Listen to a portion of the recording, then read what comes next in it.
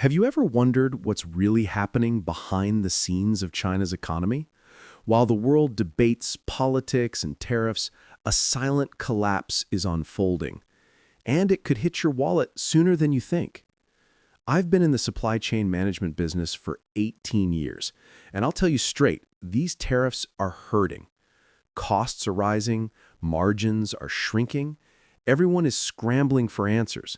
But few people understand what's happening deep inside China's supply chain. That's the real story, and it's worse than you think. This video isn't about politics, it's about facts. So it helps you decide what it means for your business. You've heard it before. China doesn't need the US. They'll rely on their own domestic market. They're evolving.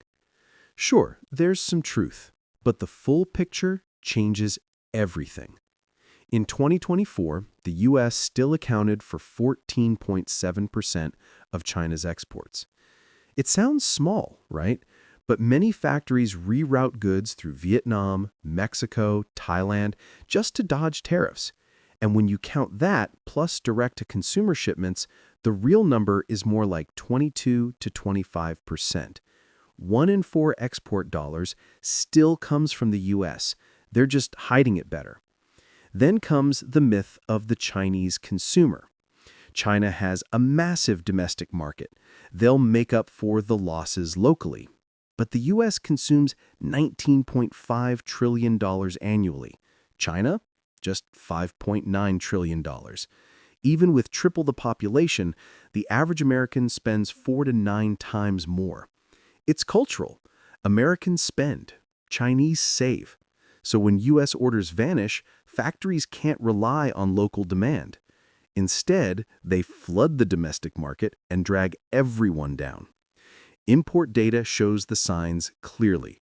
Container rates falling, warehouses overloaded, workers sent home for extended vacations, factories selling by the kilo, denim shorts at $2.50, pants for 34 cents.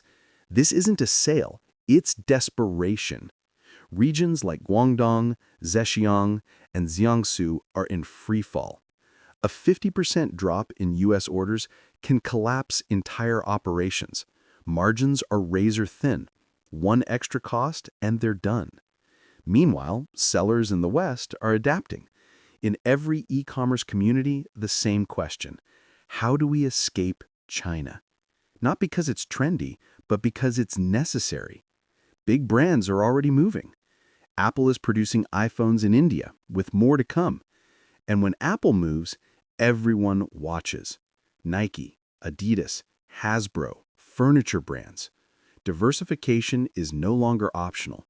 It's not just about tariffs, it's about reducing risk. Nobody wants a single point of failure in their supply chain. Now, here's what's really scary. It's not just about exports falling. It's about confidence collapsing. Youth unemployment at record highs, foreign investment drying up, Chinese companies moving cash out, real estate crumbling. The government responds by isolating even more. More data restrictions, more control, fewer foreign partnerships. But that drives away exactly the kind of help they need. Once confidence is gone, no bailout can bring it back. This isn't just China's problem. Small businesses around the world are struggling to keep up. You can't switch suppliers overnight. It takes years, and many countries don't have China's infrastructure. In electronics, for example, China is still unmatched. So if costs rise there, inflation hits everywhere. And now they're leveraging rare earths, materials essential for phones, EVs, even defense tech. So, who will outlast this economic standoff? This script is built on real-world data and trends. Now, it's your turn to reflect. Personally, I think the U.S. holds the advantage. They have options, they can pivot faster. China can't easily replace American demand. If you found value in this, subscribe and leave your thoughts in the comments. Want to go deeper? Watch the next video about the challenges of bringing manufacturing back to the U.S. and visit supplychainexcel.gumroad.com for exclusive tools to future-proof your supply chain.